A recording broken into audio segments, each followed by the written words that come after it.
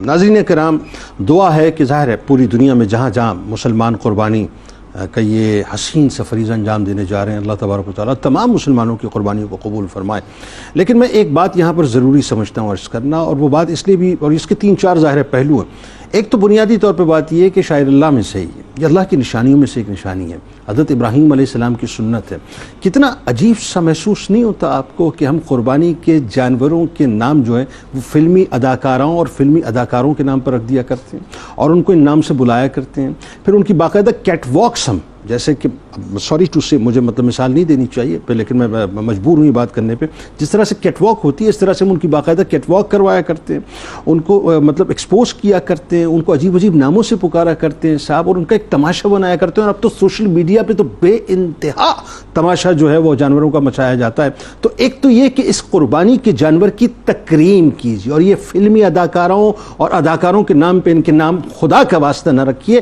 وجہ یہ ہے کہ یہ آپ سوچیے سنت ابراہیمی ہے صاحب، سنت ابراہیمی اللہ کی نشانیوں میں سے ایک نشانی ہے، ایک بات۔ دوسری بات یہ صاحب کہ اس کی توقیر کیجیے، اس کی بے خنی نہ کیجیے۔ اور تیسری بات یہ جو نمود و نمائش ہے نا صاحب کہ میرا ٹینٹ بہت بڑا ہے، میرے ٹینٹ کے اندر جو بکرا ہے وہ تو 2 لاکھ 2.5 لاکھ 3 لاکھ سے تو شروع ہوتا ہے، اور 10-10 لاکھ روپے کا بکرا میں لے کر آیا ہوں۔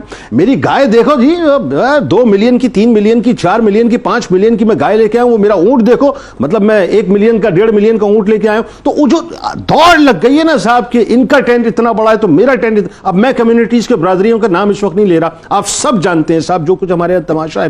تو وہ جو اس کمپٹیشن کا ہم کیا کریں گے؟ آپ 1 کروڑ روپے کی قربانی کر دیجئے، 2 کروڑ روپے کی کر دیجئے، کروڑوں روپے کی کر دیجئے، آپ کروڑوں روپے کا جانور لے آئیے، نہ یہ کروڑوں روپے پہنچیں گے، نہ اس کا گوشت پہنچے گا، نہ خون پہنچے گا، آپ کا اخلاص اللہ کی بارگاہ میں پہنچے گا۔ تو کیا فائدہ ایسا کروڑوں روپیہ لگانے کا کہ جہاں خواہش یہ ہو کہ سوشل میڈیا آئے، یوٹیوبرز آئیں، فیس بکرز میرے پاس آئیں، انسٹاگرامرز آئیں میرے پاس، ٹک ٹاکرز آئیں اور آ کر میری ویڈیوز بنائیں، میں وائرل ہوں۔ کیا فائدہ پھر ایسی قربانی کا؟ یہ صرف دنیا تک رہ جائے گا۔ ہاں اللہ کو راضی کرنا ہے تو پھر اس طرح سے کیجئے صاحب کہ اس میں تفاخر یا نمود و نمائش کا کوئی بھی پہلو جو ہے وہ سامنے نہیں۔ اور تیسری جو اہم ترین بات ہے وہ یہ صاحب، یہ جو ہمارے کرین سے گائے کو اٹھا کر باقاعدہ اوپر لے جانا اور نیچے لے جانا، جانوروں کے ساتھ ہم جانوروں جیسا سلوک کر رہے ہیں معاذ اللہ۔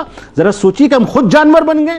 یہ اللہ کی نشانیوں میں سے ایک نشانی ہے، پل صراط کی آپ کی سواری ہے، اور اس کی اس طرح سے بے خری خدا کا واسطہ نہ کیجیے۔ ایک تماشا لگتا ہے صاحب، سارے محلے کے لوگ کھڑے ہوتے ہیں اور تالیاں بجاتے ہیں، سیٹیاں بجاتے ہیں، کیا تماشا ہے، کیا بنا کے رکھ دیا ہم نے جانوروں کو۔